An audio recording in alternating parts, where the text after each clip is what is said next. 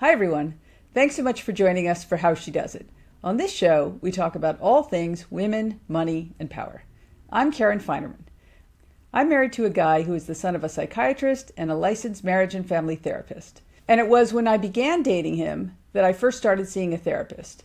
I had a sense that I wasn't particularly good at romantic relationships because I never felt comfortable needing anything from anyone. But that therapist made me see the strength and value of being vulnerable. This has been on my mind ahead of Valentine's Day this year, and that's why I am so excited to welcome Kati Morton to the show. Kati is a licensed marriage and family therapist. She is a YouTube creator, author, speaker, and psychoeducation facilitator. Her YouTube channel has 1.33 million subscribers and over 120 million views, and she's passionate about translating complex mental health concepts into accessible language for anyone. So before we get to the interview, I want to make a quick announcement. Our podcast is now on YouTube. Subscribe to the @HerMoney channel to get notified when new episodes come out. And make sure to comment and like the episode if you enjoy it. All right, Kati Morton, thank you so much for being here. Welcome. Thanks for having me. I'm excited. All right, so I first want to start with, what was your path to becoming a therapist? To be honest, I have to say that it started when I was probably in middle school, which I know sounds weird. That's not my educational path. That's my interest in psychology. And we had this intro class in high school that I took. And so when I was growing up, I always took pride in the fact that I was a secret keeper, and my friends would come to me with issues and I would block it in a vault. And I loved being able to be part of that process with them, letting them vent and knowing that it wouldn't go anywhere other than me.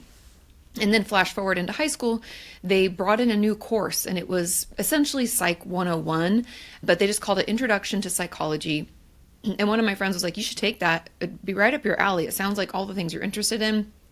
And so I signed up, I took it, I fell in love with it, and then I ended up changing my major. I was a music major when I started applying to schools. And then I became a psych and music major, a double major. Went to Pepperdine University for 4 years. Then I took a year off to see what it was like to practice, because I could practice as a quote unquote counselor, not licensed, just as an assistant essentially to psychologists, LMFTs, and social workers. It was the most fulfilling work I'd ever done. And then I went back and got my master's, took my licensing exam, and here we are. So that was 20 years ago, right? About? Yes. Isn't that crazy? Time flies. It's crazy how time flies. Okay. So you and your husband are the co-founders of Happyable Inc., which is an early stage healthcare startup that delivers professional mental health knowledge to a global audience. What does that mean? What do you guys do? We do a lot of things. YouTube's just a piece of it. I know that's what people see the most is online content creation, which I will be truthful is like a huge piece of the work that I do. Like today, I was working on a video script and doing research about eldest daughter syndrome. Very interesting. So that's a big part of what we do. And he does all the filming and editing and stuff like that. But it's also speaking engagements. I love to meet people in person. I love to educate that way, whether it's through, big corporations. I've gone to a lot of different corporate retreats and spoken at those, universities. But more recently, I've been doing workshops, and those have been a really cool way to do a deeper dive into a specific topic. Like I did one recently for the new year about breaking old patterns and learning why most of the time when we set goals, we don't keep them. Why is that? And so that's been another big thing. Obviously, you read my books. So there's just a lot of different pieces to the puzzle of what we create. And that's why it's like a mental health startup, because it's funny that it still says startup because we've been doing it for so long. But there's definitely a bunch of different ways that we educate, that I reach people. And I'm always looking for more ways and on the business side to diversify, right? You don't want to have all of your eggs in one basket. You want to be spread out. And I also enjoy the flexibility of my job. I think that's part of the reason why I'm a therapist is I got bored at every other job because it felt like Groundhog's Day. You're just doing the same thing. But seeing patients in my practice, they're always having different issues. Everybody's different. It's really cool to watch people grow and change. And then doing what I do now in the more education advocacy forum, it's really cool to find new ways to reach people and new opportunities for business. All right. You seem to be getting a lot done, which is impressive. So it was you have said you credit your husband for showing you the value of YouTube. And I find your YouTube Stardom and your YouTube library fascinating. And there were three things about it that I found really fascinating. The first is you make therapy accessible. I think you help people to know how they should find a therapist or interact with their therapist, or also kind of be a therapist. And you talk about issues that many, many millions of people are facing. The other thing is sometimes you yourself are also the subject, right? You are quite open, being very vulnerable about challenges you face, or depression, or feeling down, or whatever it might be. And that's really interesting as well. And then the third part is you've sort of made this a business. So those three things I find completely fascinating. Tell me about your YouTube life. Yeah, so it started, the reason I credit my husband, he was in film production for many years before we even met. And then when we got together, we weren't quite married yet. We'd been dating for maybe 2 years. And he told me about the power of social media. He'd gone to a conference that they asked him to film, and they were talking about the power of YouTube. And at the time, you have to remember, this is like 2010, I had just finished graduate school and was earning my hours towards my licensure, making like no money. I was also a sales rep at the same time, working like 3 jobs. And I was like, first of all, I don't have time for this. Second of all, isn't it just cat videos and makeup tutorials, like none of which I'm, can do. And he was like, no, people educate, because the people that he was filming did fitness educational videos. And he's like, you should educate about, at the time I was an eating disorder specialist. I worked in an eating disorder treatment center in Malibu. And he was like, you talk about all the time how people don't understand it. Help them understand. And like any good therapist, I was like, no. I'm not supposed to be on camera. I don't know how to talk. That's too much attention for me. But he kept persisting and sending me videos of people. And he's like, no, see, people are doing it. And after about 6 months of him prodding, I was like, okay, I'll come up with the ideas, but you have to do everything else. I don't know how to post it. I don't understand editing. I don't know what social media is. That was it. And so our YouTube channel was born in December of 2011. And then, it's really just grown into more than I could have ever imagined. You have to remember back then, I know for some people, they might not even have remembered what YouTube was like then because nobody was really on it, but we couldn't make money off of it. You couldn't even select a thumbnail. It was kind of a very wild, wild west type of space, which was honestly perfect for me, not knowing how to do what I was doing. And the audience was really caring and compassionate and guided me to, obviously it started out with eating disorder content, but we know nothing happens in a vacuum. So it just kind of grew from there. And with 100% honesty, I never thought it'd be a business. I thought it would just be a random hobby that we did. But about probably 3 or 4 years into it, I had to quit my full-time job. It became unmanageable. And I still saw patients in my private practice up until, honestly, around COVID. I still saw patients. But then because of travel and speaking, it became too difficult and honestly unethical. And that's what you've seen more, because I don't have patients in private practice, why I've shown more of my own process. Because the tricky thing about being a therapist when you still are seeing clients is putting yourself online in a way that could alter the way they view you, because you want therapy to be kind of a clean slate. I don't want them to have any assumptions about me. I want them to feel free to talk about whatever they need to talk about.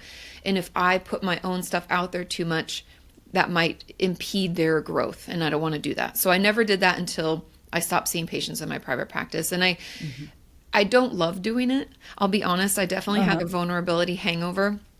It's not something that we were taught in school how to do. Well, let me just ask you a little bit more on that.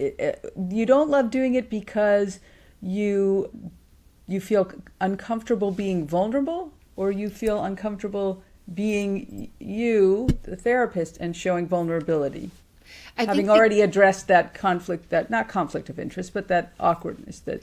Yeah, I think I don't like doing it because the channel's never been about me. So I don't always want it to be about me. And I think that's part of the discomfort. But then if I'm being honest with myself, another piece of it is the fact that I'm very protective of myself, because I got into YouTube as I like quote unquote adult. I was 24. So hardly an adult. I've got a bunch of kids around that age, and I can verify for their lack of maturity in many areas. Yeah, totally right. Yeah. But I started it back then, and I always knew that I didn't want to give people like ammunition against me, because taking feedback from people who don't really know me it's not helpful. And that difficulty with trolls and stuff like that, that's the one piece of my job that I don't enjoy. And when people, if I give them a little piece of who I am, then I feel like it almost gives them more ammunition. So I've been pretty protective of myself, but there are quite a few things that I've worked through. I mean, I've talked openly over the years about losing my dad when I was 24, and I was in therapy twice a week for years. I talk about the fact that I've been in therapy. I think every good therapist should be in their own therapy, if for nothing less than understanding what it's like to be the patient, right? What is it like to fill out that paperwork? What is it like to sit and flip the switch and then you wait and then you go and share stuff with a stranger? Like, we need to know what that feels like. And so anyways, I think that's kind of caused me to be a little more reluctant to share too much, but my audience has been it's been well received. They're very warm. I think it also lets them know that just because I'm a therapist doesn't mean that I'm like superhuman and that I don't also struggle. A big piece of my time online has helped me to better understand just how valuable that I'm not alone feeling is. And that's been the coolest thing to see, to be truthful, not knowing that it would become what it has become, to watch the community grow. And they really, I mean, a lot of them are friends and they get together and they've traveled to see me. And, it's really cool to get to see them develop and grow. And I still keep in touch with what I call like my original 3, like the first few viewers that I really remember, when I could comment back to every comment and answer every question. Yeah, I mean, I just got a birthday card in October from one of the original members. We call her Punk. That was her username. So yeah. I would hope that the sort of the skew of how many people are sending you thanks or appreciation or whatever it might be, something positive, that completely overwhelms the number who are negative. And also on the positive side are probably thousands, if not hundreds of thousands of people or more who don't comment but do appreciate it. Because I think it is really sort of demystifying in some way, but also about therapy, but then also to see someone like you vulnerable, who you might, if you step back and didn't know anything really about you as a person, you might not think that would be the case. So yeah, you're correct. It does outweigh, like the number of positives is definitely much higher than the negatives. It's just like I know why our brain does this, but it tends to focus on the negative things because those are more threatening. So and you read those more carefully and then you remember them more precisely, right? And they sting or whatever it might be. Yeah, exactly. Okay, since we are doing this ahead of Valentine's Day, I want to talk to you about your role as a marriage and family therapist. So, a couple of things. What would you ask someone who is hesitant about couples therapy? How would you get them to be open to that? It's tricky. I mean, the truth about it is, and I want everybody to hear this with as open of a mind as they can, everybody waits too long. So by the time you think, hey, we should be in couples therapy, you probably should have started 6 months ago. And I mean that with the most love and compassion. I'm married. I understand. It's tricky. Also, there's usually one member that wants to do it more than the other. But I will say that at the very least, going in for a couple of months and just thinking of it as almost like a checkup, or like we do physicals, right? To take care of our physical body. We should be doing couples counseling to kind of get a read on our relationship. And the beautiful thing about therapy as a couple is that you get the space to speak and ensure that you're heard. And I know some of you might be thinking, but I am heard by my partner. Not always. So often, even myself, like I'll hear my husband say something, but that's going through like 30 filters of our 15 years together and what I already know and what I'm frustrated by or whatever, right? And so often I'm not fully listening. And therapy gives space for that so that each member feels heard. You can learn helpful tools to help you facilitate that at home. And going to therapy also does not mean that there is something wrong with your relationship. It means that you don't want something to go wrong with your relationship, because I don't even treat a lot of couples in my private practice when I was practicing because of that fact that they don't come till it's too late. One member usually talks over the other. One is very resistant and almost like shut down. It's a really difficult thing. Like, my hat's off to anybody who works with young children and couples, because that's a lot of work for a therapist. But I just cannot encourage people to consider it sooner. So let me ask you, so do you sometimes have a couple come in and you meet with them once and you say, you know what, I am not going to be able to help you because maybe you think they're too far along or they're not really open to it, or one of them just really isn't sort of on board?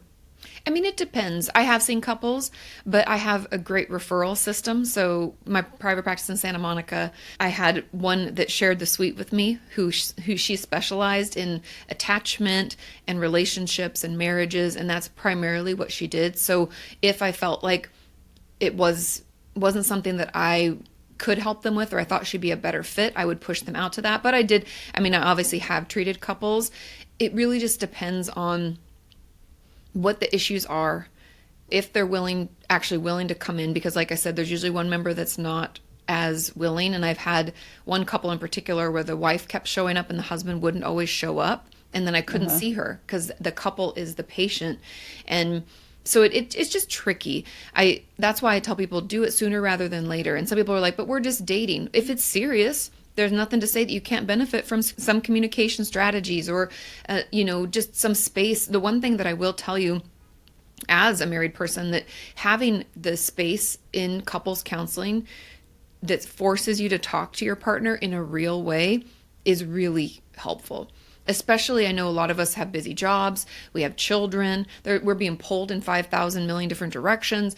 Having that space to really connect is gonna be helpful. And if you're both participating, then it can be healing. One of the things I read in your book, Are You Okay?, is the yellow card. So tell us what the yellow card is. Yeah, so there's a thing that we use in couples counseling called the floor technique. And the floor technique is mine's a laminated yellow piece of paper, and on it says the floor and the rules of the floor. And obviously, if I say, I'm giving you the floor, I'm introducing you, that means like, take over, you get to speak now. That's exactly what the floor means. So if, let's say I hand it to you, Karen, I'm like, here, take the floor. You take the floor. That means that you get to speak, but you can only speak for yourself. You can't say, my partner thinks this, or he's doing that, or you're only speaking for yourself. Then when you're finished, your partner has to say to you, what I heard you saying is XYZ, and you have to agree. Then once you agree, you hand the floor to them and they do it. And I know this sounds incredibly tedious, and a lot of people are like, oh my God, that's like the talking stick, and that's so stupid. Why do people do this? It's because we don't really listen to each other. We often listen to win, because we're trying to win the fight. We want to win the argument. We think that we know more, we have better information, or whatever it is. And so we don't actually hear them. And then they don't feel like they've been heard. And then they'll react out of that, or vice versa, right? We can do that too. And so the floor really slows down the process and ensures that both members of the couple feel heard and do get their points across without blaming, shaming, and usually what the kind of patterns that we're caught in. Mm-hmm. What is it that you sometimes see that really gives you optimism about a couple? If they can still have fun, that's a big winner. And I know a lot of people think, but will we have fun? Can you be goofy, dance funny to a weird song in your kitchen, goof around, be your silly self? I call it almost like your single self. Like when I live by myself, am I okay doing that stuff in front of my husband? Am I still doing that stuff? So that's a big key indicator. I also will pay attention to how often they talk over one another. If you allow for space for your partner to speak, that's a good indicator. And also intimacy. And I don't just mean sex. I think a lot of people assume, yes, it has to be sex, but I'm talking like loving physical touch. If a couple comes in and the husband or wife puts their hand on their back and lets them go into the room, or holds their hand while they talk, or puts a hand on their arm, any kind of loving gesture it shows that they're still trying to connect. Now, obviously, if one person like pulls away, like, I don't want you doing that, that's a different story. But the fact that if there's welcome, frequent, loving, intimate touch, that's a key indicator of a healthy relationship. So away from couples therapy, for people who are single and looking to be in a couple, I think there must be some signs for someone who you think is able to be in a relationship, and other signs that sort of tell you, no, this person's going to have a difficult time. Yeah, I think, I mean, a big part, I think we'd all, if we're honest with ourselves, is if we're working on our part, if we're able to recognize our faults in relationships, period. Because it's not just romantic relationships, there's friendships, there's familial relationships. And it's helpful for us as people in general to look for patterns of things that aren't working for us. And if someone's willing to do that, to actually put in the work, that's huge. That's a huge indicator of success in future relationships, especially romantic ones. I also find that people, this is the biggest hang up, and this is an indicator that relationships will be really hard, is if we're not comfortable with any kind of confrontation. If it's hard for us to have a disagreement or a difficult discussion or to get angry, we're gonna run into that over and over and over. Friendships, romantic relationships, familiar, every relationship in our life is gonna hit that blocker. And if we feel like the only way for a relationship to be healthy in our eyes is for there to be absolutely no conflict, then that means that we are shrinking ourselves to fit that relationship, that we don't feel like we can show up with something that's upsetting and we can't express that. That's not going to be good. And so I guess overall, if we want to break it into two camps, like, okay, indicators that we're going to have healthy, happy relationships, those are people that have a great support system already. They have thriving friendships. They do things that they love to do. They're feeling very fulfilled and they make time for themselves. And to add someone to that is just that. It's an addition. It's not a must. That's key. People who are going to struggle in relationships are people who can't have clear communication. It's hard for them to speak up, right? That fear of conflict, the difficulty in expressing themselves. They have struggled in most of their relationships, maybe because they isolate, maybe because they're reactive. And the big kicker is they refuse to acknowledge their role. Those are going to be, if I had to put them into two kind of themes or buckets, that's what I would look for, whether we're going to be good or bad in relationships. And you think that with therapy, someone can really address that fear of conflict, let's say, or not wanting to be vulnerable or whatever it might be? 100%. I'm living proof. I've been in therapy since I was 15. And my family, that like growing up, never argued. And it's not that my parents didn't argue. They never did it in front of us. And I always hear this a lot from parents, like, oh, but I don't want to argue in front of the kids. I don't want them to think that we're going to get divorced or anything like that. They need to see it. They need to see you have a disagreement. Obviously, things should not get out of hand. There shouldn't be name calling or any abuse. But we should see people, our parents especially, have a disagreement, talk about it, and then come back together. That discourse and then reunification, if you want to call it that, is really helpful and healthy for children. And I didn't grow up with that. My parents tried to keep it separate. And so when I had friendships and then romantic relationships in my life, my whole goal was to not have conflict. And that meant that then they didn't really know who I was. I was just going along with it until inevitably I'd be like, they don't know me anymore, and I'd break up with them or the friendship would end, And so, it's therapy can really help you see the patterns in your life. I feel like I always tell my audience I'm a detective. Like being a therapist is kind of like being a detective. You have to be curious, not judgmental. You're not jumping to conclusions. Right. We're seeing what the evidence proves. Yeah. Right. I do think, though, a resolved conflict is way better than never having had a conflict.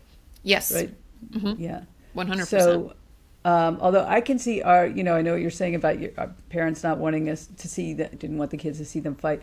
My kids, I really believe, would rather see us fight than be affectionate with one another. That is really something they absolutely want no part of seeing.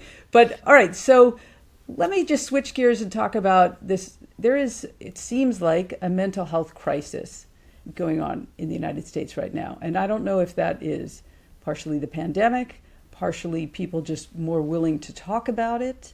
Why do you think this is happening? I think there's a lot of pieces. The pandemic definitely plays a role. To pretend that we weren't all traumatized by that is, that's just false. I think a lot of us, and myself included, try to block it out. But remember when we were Cloroxing like wiping our food? Things were, it was a lot. And it was very overwhelming, and we didn't know what to think, what to feel. It was scary.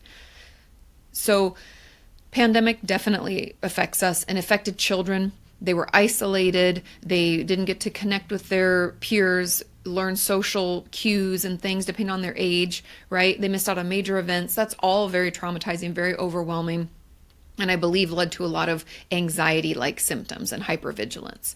So that is a huge piece. The second is we are talking about it more. I think that's really great. That's the wonderful thing about the internet. A funny story that I always tell is that when I first started my YouTube channel, remember December of 2011, I also joined Twitter. And I remember seeing people that use hashtags surrounding eating disorders because that was my specialty. That's what I was talking about. And I would follow and comment back. And they were like, essentially, who the hell are you? Why are you following me? You're a therapist. This is weird. And I was the first therapist to the party. I was a little weird. I'm like that weird aunt that nobody wants to hang out with. And so flash forward to now, there's a totally different conversation. There's a ton of therapists and other mental health professionals online. It's really grown. And so we are talking about it more. Celebrities are talking about it more.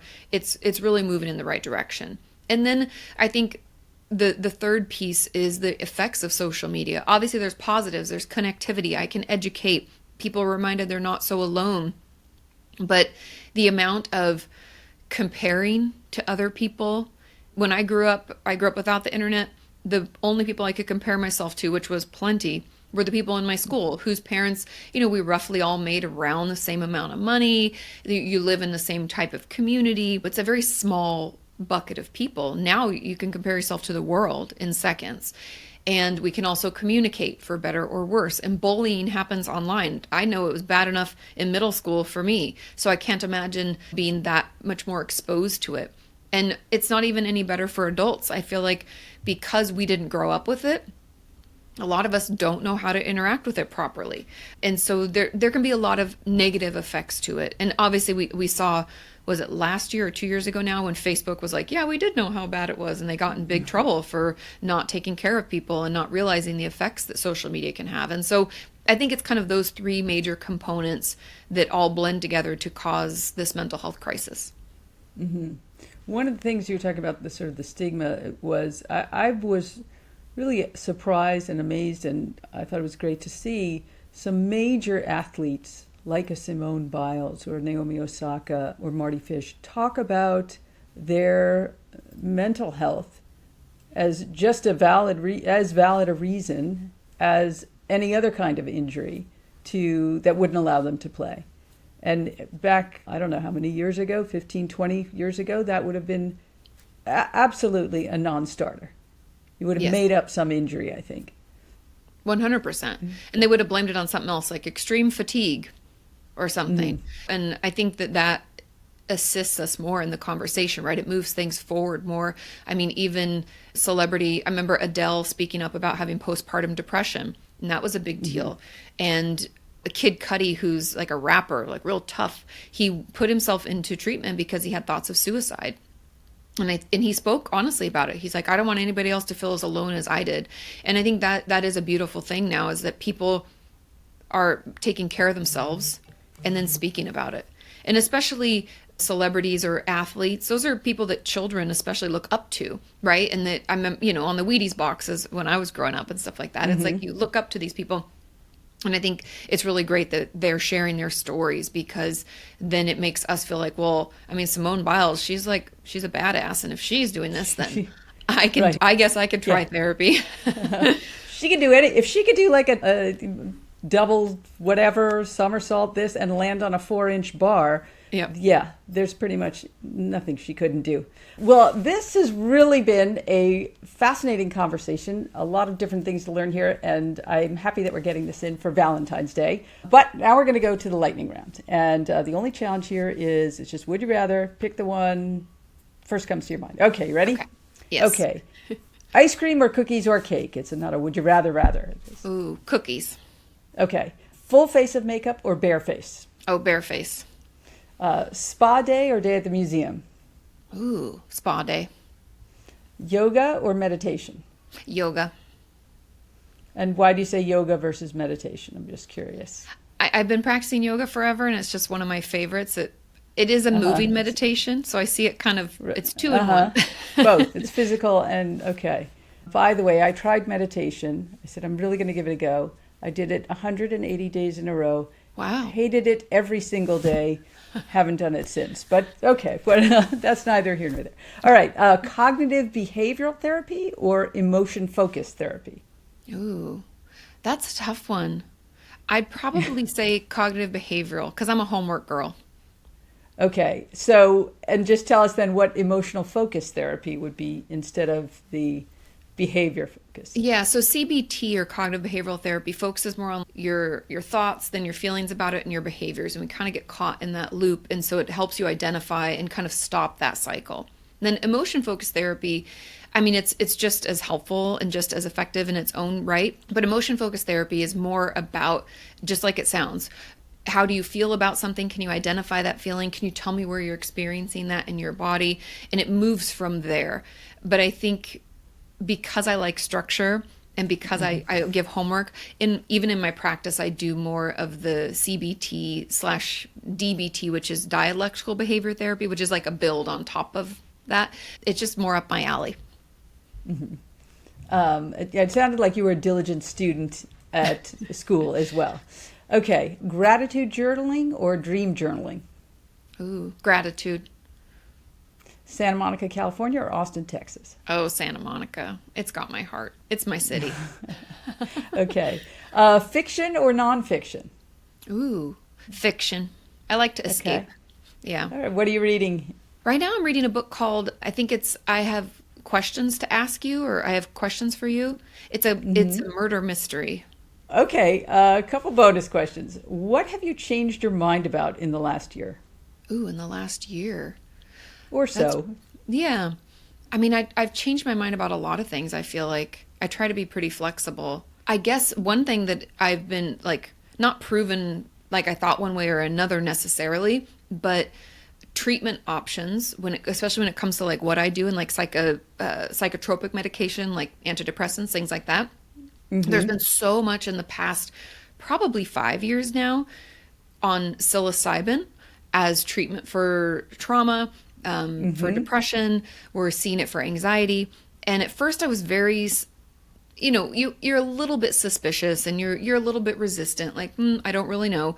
But the more I've read and read the research, and I have a friend who's working with MAPS, which is the research facility doing a lot of that, that work, the more excited I am about it and the more it's kind of proven me almost wrong. This is actually, I think, the path forward. And I believe that there's a lot of those types of things. If anybody has not watched the Netflix, I think it's like a docu-series technically called How to Change Your Mind. I cannot recommend it enough. The gentleman who put that together also wrote a book, This Is Your Brain on Plants. And I find it very interesting. And all of that research has really come a long way. And I'm excited to see where it takes us. All right, now this is crazy. I've asked that question one other time, and the answer was the same, psilocybin. Really? Yes, I know. I'm quite surprised. Things. I know, of all the things, right? Okay, last two-part question. Okay. What is the best investment you've ever made and the worst? An investment could be a wide definition. Best investment I ever made was in my education. I mean, I paid for it forever, so it was a labor of love, literally, but it gave me so much more opportunity in however I wanted to take it. I will never regret doing that. And then probably the worst investment I ever made, probably a couple of my earlier romantic relationships. It's like a terrible investment of my time and energy, even some friendships in my 20s. Ugh, cringe. Okay. Yeah. Right. That was an excellent answer. I have to ask one more. I'm really curious. Are you surprised at where you are in your life right now? Yes. All the time I say to my husband, I'm like, if anybody ever told me that this would be my job, like I got to speak at Penn State last year. And they were such a great crowd and it was so much fun. And I hadn't done it in a while because COVID, right? I'd only had like 2 other talks in person. And yeah, sometimes it blows my mind that this is even a job. I mean, it's really cool, and I feel really fortunate. Excellent. Thank you. Thank you so much. Thank you so much for your time and your honesty and your content. Of course. Thanks for having me.